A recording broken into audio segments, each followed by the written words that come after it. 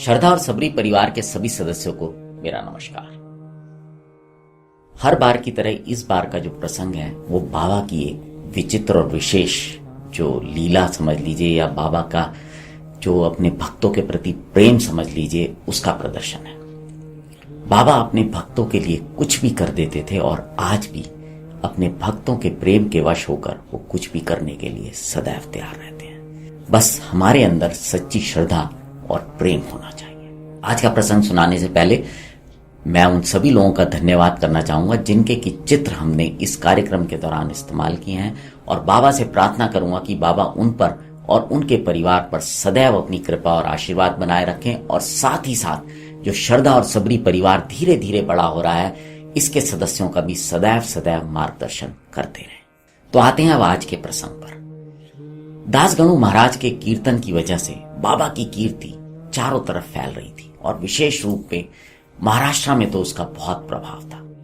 दासगणु महाराज बाबा को दत्त अवतार मानते थे और उनके मन में ये बड़ी धारणा थी कि बाबा दत्त अवतार है। ऐसे ही साईं बाबा के एक और भक्त थे जिनका नाम था मोरेश्वर वामन प्रधान। मोरेश्वर वामन एक बहुत ही प्रतिष्ठित व्यक्ति थे और सांता क्रूज में वो रहा करते थे और बाबा के भक्त थे।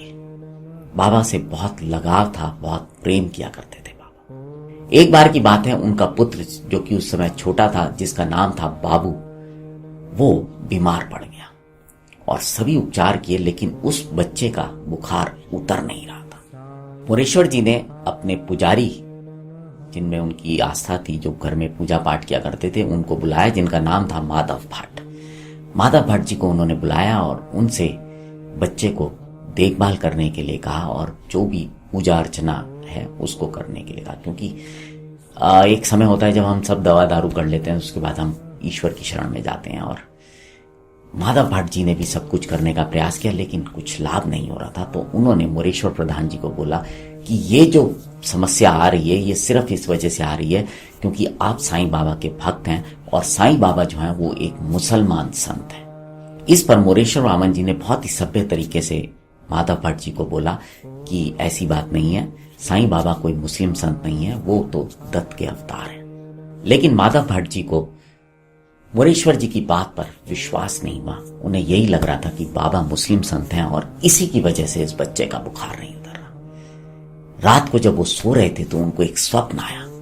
उस स्वप्न में जैसा कि उन्होंने बाबा की फोटो देखी थी परिवार के साथ, बाबा सीढ़ियां, जो घर की सीढ़ियां थी उसके ऊपर बैठे हुए थे और उनके हाथ में सोटा था और वो सोटा लेकर माधव जी को कह रहे थे कि मैं इस घर का स्वामी हूं। माधव जी सपने में घबरा गए और तुरंत उठकर बैठे और बैठ के उन्हें पसीना आ रहा था। तो उन्होंने मन ही मन एक संकल्प लिया कि अगर बाबा सच में दत्त के अवतार हैं तो ये बच्चे का जो बुखार है वो शाम को 4 बजे तक उतर जाएगा, ठीक हो जाएगा और ये बच्चा खेलने के लिए नीचे आ जाएगा।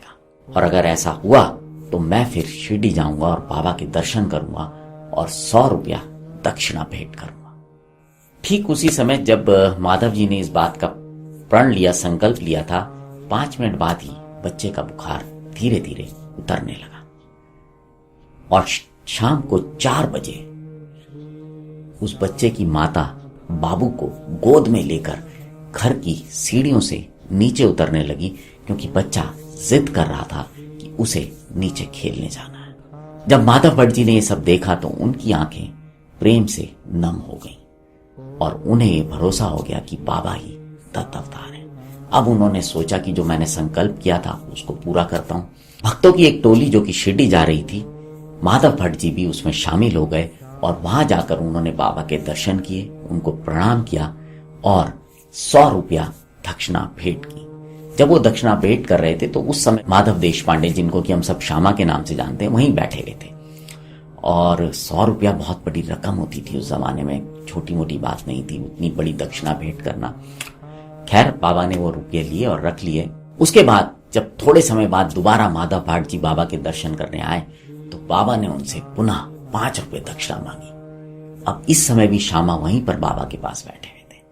श्यामा बाबा से बोले, क्योंकि श्यामा एक ऐसे भक्त थे जो बाबा से कुछ भी सवाल कर लिया करते थे, बोले अरे बाबा सुबह तो उन्होंने 100 रुपया दिया, अब आप फिर उनसे और दक्षिणा मांग रहे हो। तो बाबा ने बोला कि श्यामा, वो दक्षिणा माधव ने मुझे नहीं दी थी, वो दक्षिणा माधव ने दत्त को दी थी। अगर तुम्हें विश्वास नहीं है तो तुम पूछ लो। माधव भट्ट जो ये सब कुछ सुन रहे थे कुछ नहीं बोले और चुपचाप उन्होंने 5 रुपया निकाला और बाबा को दक्षिणा दे दी। बाबा ने उसको स्वीकार कर लिया। उसके बाद श्यामा ने माधव भट्ट जी से जब सारी बात पूछी तो उनको पता चला कि किस प्रकार से ये पूरा वाक्य हुआ था। और ये जो प्रसंग मैंने आपको सुनाया है ये श्री हरि सीताराम दीक्षित यानी कि काका साहेब दीक्षित द्वारा लिखा गया था। यह प्रसंग सन 1923 की साईं लीला मैगजीन में के अंक 6 में प्रकाशित हुआ था। अगर आपको आज का ये प्रसंग अच्छा लगा हो तो आपसे निवेदन करूंगा कि इसे और भी साईं भक्तों के साथ साझा कीजिएगा। अब आपसे विदा लेता हूं। जुड़े रहें श्रद्धा और सबरी के साथ। नमस्कार।